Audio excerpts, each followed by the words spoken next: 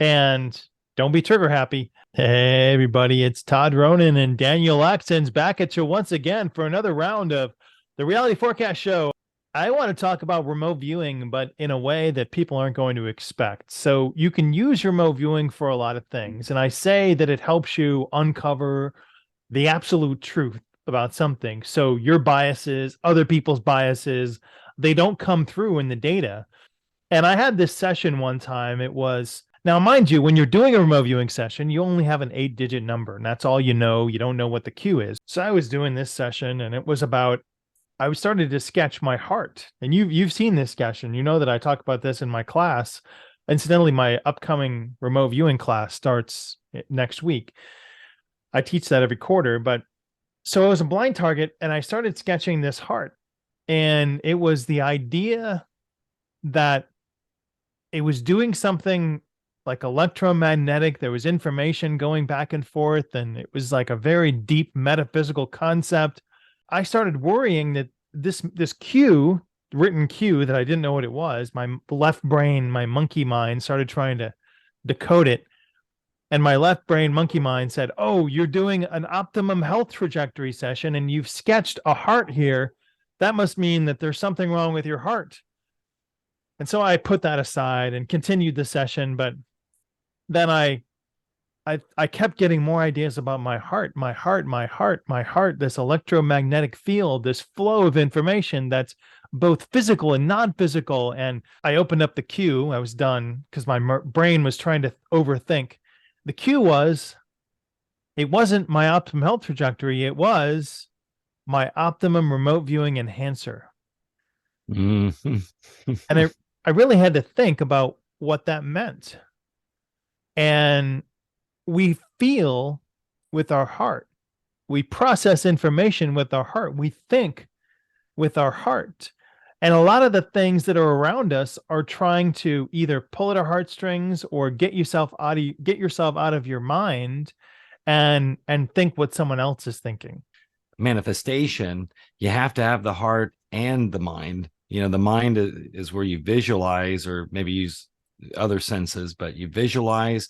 So that's the construct of what you want to manifest. But that's the masculine energy. And then the Right. heart energy is necessary for masculine and feminine to come together and create this manifestation. It caused me to reevaluate how I remote viewed and what processes I went through and allow me to really center myself and my energy before I started my process, because I wasn't always in the moment. It's that we get so distracted and we're not processing information with our heart. We're not emoting with our heart. So it's important to just to feel your body and feel what it's thinking, what it's feeling. We don't really go inside ourselves that much. Yeah, a lot of people, it takes practice to do that. Even learning that, I mean, from the beginning of your journey, a lot of people have been on the journey for a long time and they still are working at that. It's an area that we all have to get better. Yeah, we live in a distraction nation where I can turn on any set box on my house, any phone in my proximity, and watch 100 different types of advertisements or other people vying for clicks and likes and pokes. And I feel like there's not enough time for me to be me to keep up with everything that's going on around me and others. What does that do to myself when I'm more engaged with others, do you think? That we're in a process of constantly seeing what we do like and what we don't like. That's the contrast nature which we want to do. A lot of times people are always looking at what they don't like and they say, "I don't like that. I don't like it. I don't like it." And it's like, well, it's good. Now you know what you do like. No, I'm going to think about what I don't like. And they watch what they don't like. And it's like, why do you keep doing that? It's just going to create more of that in your life. We're getting a lot of addiction behavior out there. People being consumed by other people, what they're doing, what they're saying, and those types of behaviors are triggering to a lot of people. And I feel like people just need to look within themselves to find out what they truly feel. I feel for them because personally, we all have our superpowers, and one of my superpowers is that I was born this person that the way I am. So it's like it's easier for me to not do those things. I don't want to check my phone every few minutes. I don't want to no, but they're getting a dopamine spike from it when you're checking your emails all the time. Now granted though, I'd rather be a little bit like you guys that are listening that are that way, because then I'd be able to respond quicker to people that maybe needed some information sooner.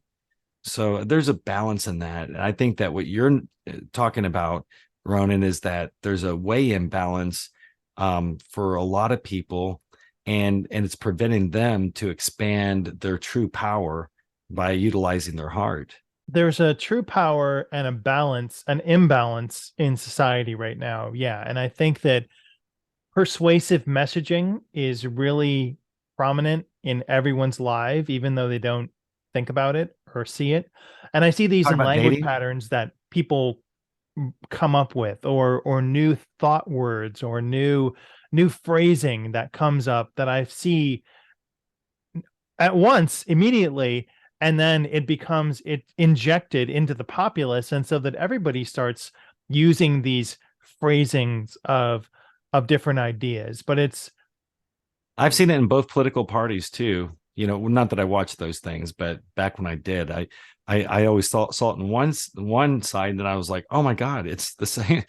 They both do it. So the messaging that's coming out, it's coming out in a lot of different ways. You can talk about news, you can talk about social media, you can talk about the newspaper.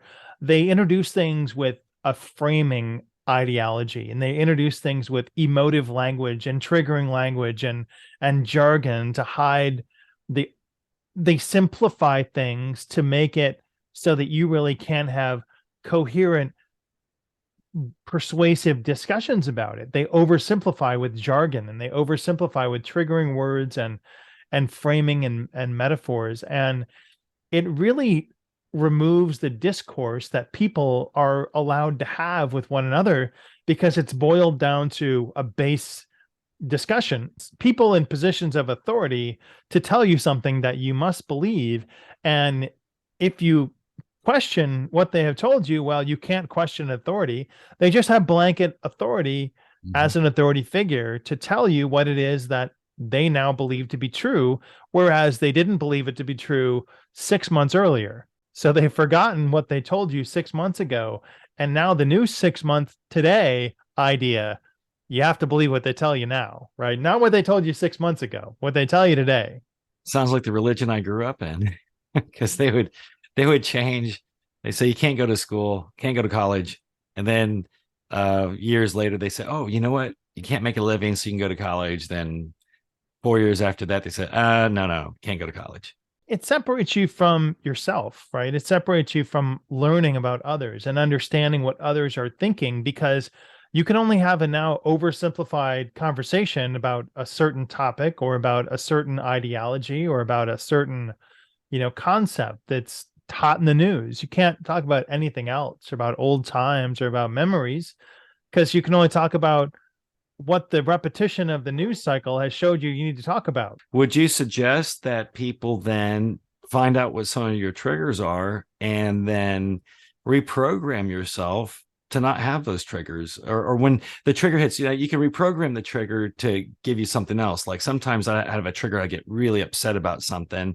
And so as soon as that trigger hit me and I'm like, and all of a sudden I'd stop and go, oh yeah, I reprogrammed myself to have a thought of the next car I want to buy.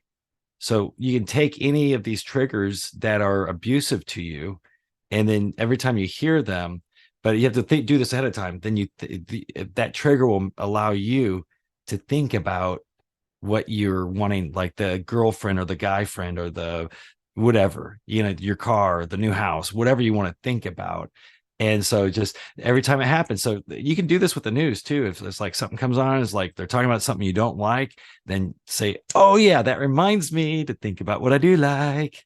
The reason that it works is because it does trigger you, and more people are childlike now because they're not evolving themselves. They're not looking within to see how they react to something.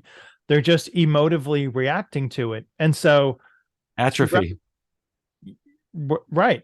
They're not. They can't process these things. So divorce yourself from the things that are triggering you and then identify why they trigger you, because it shouldn't. You can process anything that anybody throws at you, and it shouldn't make you cry. It shouldn't make you sad. It shouldn't make you upset if you've evolved beyond it triggering you for something, you know? Just look at the programming with quote unquote cuss words, swear words, the middle finger, and that I mean, how is it in a free country like America that anyone would feel that all of a sudden they'd get flushed and angry if they saw someone from across the way holding up their middle finger? Why would that? How can that trigger? It's just, don't let it affect you so much. Don't let it push you so hard that you can't react to anything else and you're paralyzed. Yeah, we can definitely change those triggers, because if we're being feeling this negative energy whenever you hear an issue, I mean, you could be on any issue. And this goes back to a lot of the law of attraction books.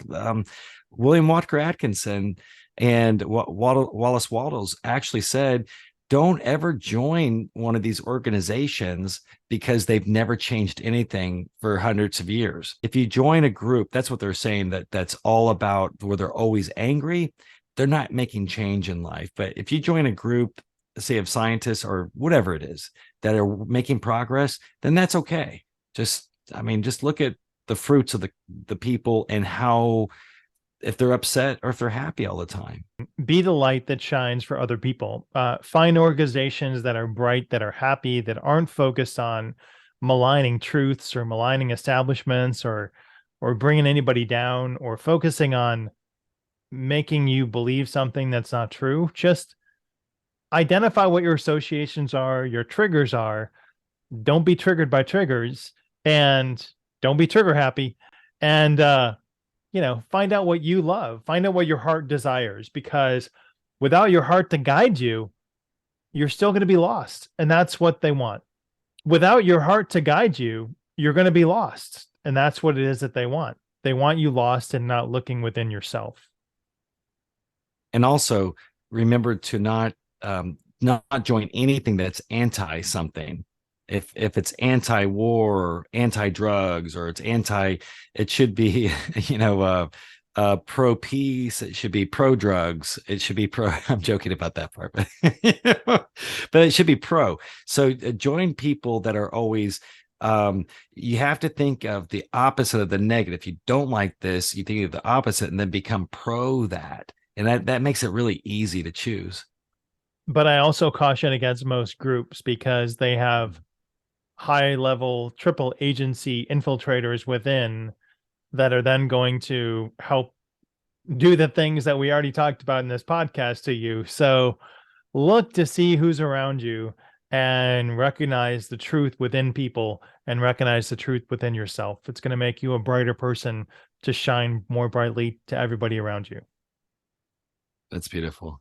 Well, hey, if you're interested in this podcast, I would appreciate if you would share it, like it, smash it, hit it, blow it up. Leave a review. Let me know what you guys think. We'll see you next time. Thanks, Daniel. Thank you, Ronan. Have an awesome day. Peace and love, everyone. Bye.